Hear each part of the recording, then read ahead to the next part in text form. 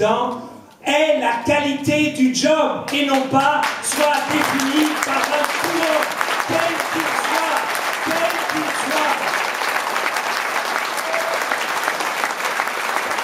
Et moi, ça me regarde.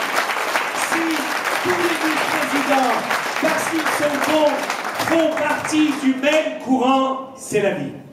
Ça sera comme ça. Mais d'abord, il faut me démontrer qu'il n'y avait que là le vivier pour pouvoir nommer des vice-présidents. Si nous fonctionnons et que nous continuons à fonctionner comme cela, rayons tout de suite une phrase de notre éthique.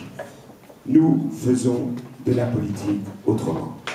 Nous faisons de la politique comme les autres. Alors je sais que dans les débats, longtemps on a dit « ça, Dany, c'est de la naïveté utopique ». C'est de la naïveté, peut-être.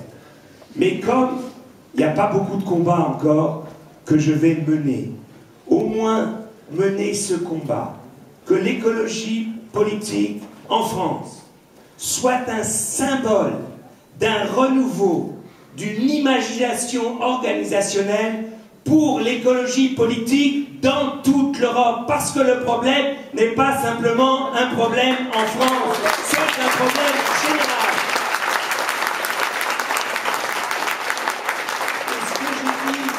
Ce que nous avons, parce que nous avons été plusieurs à écrire ce texte, quand on dit on essaye d'expliquer que quand on parle de Copenhague, quand on parle des autres, alors là, on est critique. Ils sont incapables de surmonter leurs égoïsmes. Et à Copenhague, c'était la démonstration des égos nationaux, des égos des présidents, des égos du président de la France, des égos. Oui, nous avions raison.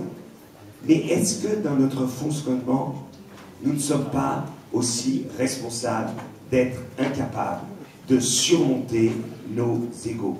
Ça vaut pour moi comme ça vaut pour les autres. Je ne pointe pas du doigt, je dis simplement, c'est là où on va vraiment voir si nous sommes à la hauteur de nos responsabilités.